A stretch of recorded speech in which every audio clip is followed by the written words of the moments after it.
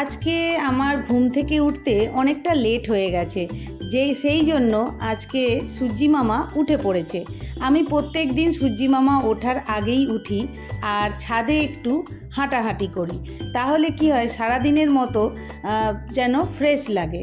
তো সেই জন্য সকালবেলা ঘুম থেকে উঠেই কিন্তু কাজ করতে ভালো লাগে না।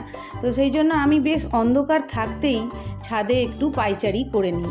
তো আজকে দেরি হয়ে গেছে, কিন্তু দেরি হয়ে গেছে ওই যে একটু অভ্যাস আছে পায়চারি করা, তো একটুখানি পায়চারি করে নিলাম। করে নিয়ে দেখো তখন সূর্যি মামা বেশ ওপরে উঠে গেছে, তো সেটাও একটুখানি তোমাদের সঙ্গে শেয়ার করলাম। আর তারপরেই দেখো কি সুন্দর এই ফুলটা ফুটেছে না গাছে।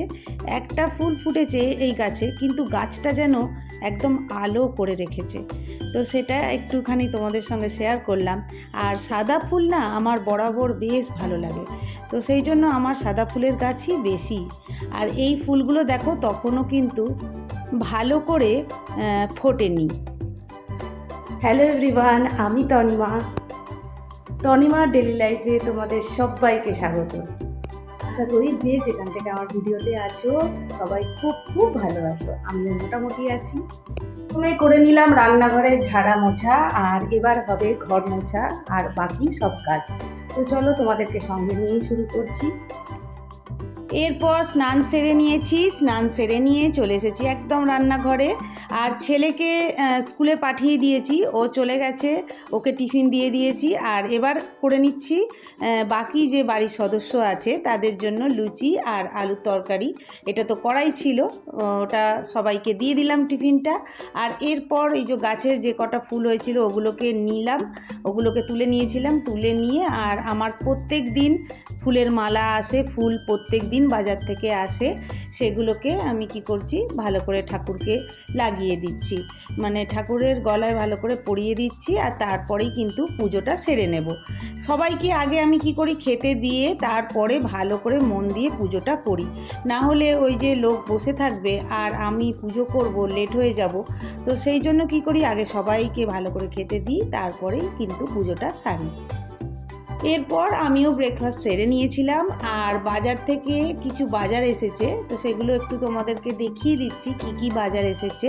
এই যে দেখো, দুটো চিচিঙ্গে আগের ছিল, আবার আমার হাজব্যান্ডকে বলেছিলাম ও ভুলে গেছে, তো আরও কিছু চিচিঙ্গে নিয়ে এসেছে, তো সেগুলোই আর কি সাইড করে রাখলাম, পুরনোগুলো আগে করে নেব। এই যে একটা ক্যাপসিকাম আনতে বলেছিলাম, ওটাও এনেছে। আর এই যে দেখো বাজার থেকে এসেছে পাকা আম। তো আমাদের এর আগে এনেছিল ঠাকুর পুজোর জন্য, শুধু ঠাকুরকেই দেওয়া হয়েছিল, কেন কি এই সময় এখনও ভালো আমগুলো মিষ্টি হয়নি।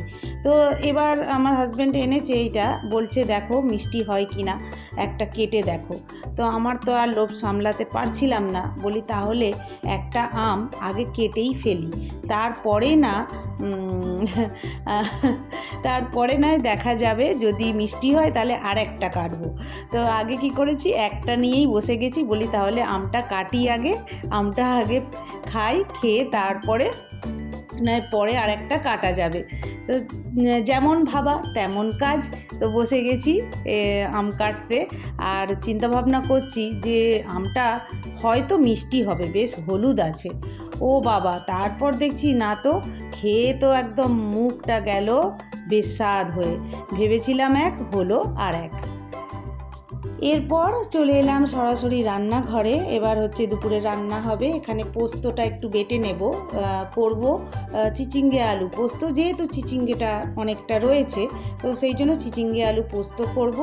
আর এখানে ঘি আর লবণ দিয়ে এখানে আলু সেদ্ধটাকে একটু মেখে নিচ্ছি। আর এখানে কয়েকটা গুঁড়ো আলু রয়েছে, ওটাই আর কি এখানে চিচিঙ্গেটাকে একটু ভেজে নিচ্ছি। এটা হচ্ছে চিচিঙ্গে আলু পোস্ত। হ্যাঁ, তো এই যে করে নিয়েছি, পুরোটাই হয়ে গেছে রান্না। এখানে এই যে আলু সেদ্ধ মাখাটা আছে, আর এখানে এই যে চিচিঙ্গে আলু পোস্তটা বললাম ওটা রয়েছে। আর হয়েছে ডিমের তরকারি। এই যে এখানে দেখো ডিমটা সেদ্ধ করে ভেজে রেখেছি, এখানে আলুটা ভাজা চলছে। আর এরপরেই কিন্তু আমার ডিমের তরকারিটা হয়ে গিয়েছিল। আজকে যেহেতু মাছ শেষ, সেই জন্য ডিমটাই করেছি। আর এটা করছি বিকেলের তরকারি।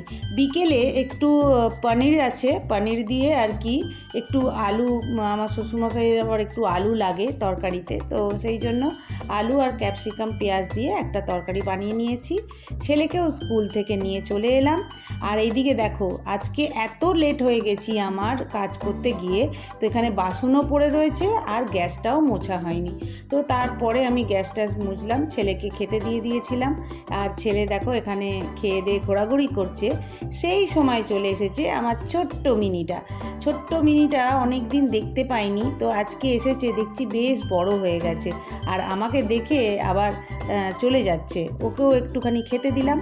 আর সন্ধ্যাবেলা দেখো ছেলের বন্ধুরা চলে এসেছিলো আমাদের বাড়িতে, তো ওদেরকে আমি বলি তাহলে কি দেবো খেতে, হঠাৎ চলে এসেছে, তো সেই জন্য আমি বললাম আমার ছেলেকে যা মোমো নিয়ে আয়, ওদেরকে মোমো খেতে দিই। তো ওরা মোমো খেতে খুব ভালোবাসে, ওরা পড়ে সবাই একসঙ্গে টিউশন পড়ে আর আমার বাড়িতে হঠাৎই চলে আসে সন্ধ্যাবেলা। তো আমি বলি যা, নিশ্চয়ই তো টিউশন থেকে আসছিস, একটু খিদে তো পাবেই। তো সেই জন্য আমি ওদের জন্য একটুখানি খাবার আনতে দিয়েছিলাম, বলতে মোমো নিয়ে এসে ওদেরকে দিলাম। সবাই মিলে মোমো খেলো আর তারপরে একটু খেলাধুলো করে চলে গিয়েছিল বাড়ি। তো আজকের ভিডিওটা আমি এখানেই শেষ করছি। আমার ভিডিওটা ভালো লেগে থাকলে অবশ্যই বলবো নতুন বন্ধুদের সাবস্ক্রাইব করে আমার পাশে থাকার জন্য। আর পুরনো বন্ধুরা তোমরা তো আমার সাথে আছোই, তোমরা ছাড়া আমি কখনোই এগিয়ে যেতে পারবো না। তাহলে আজকে আসবো আর একটা নতুন ভিডিওর সঙ্গে। ততক্ষণের জন্য টাটা।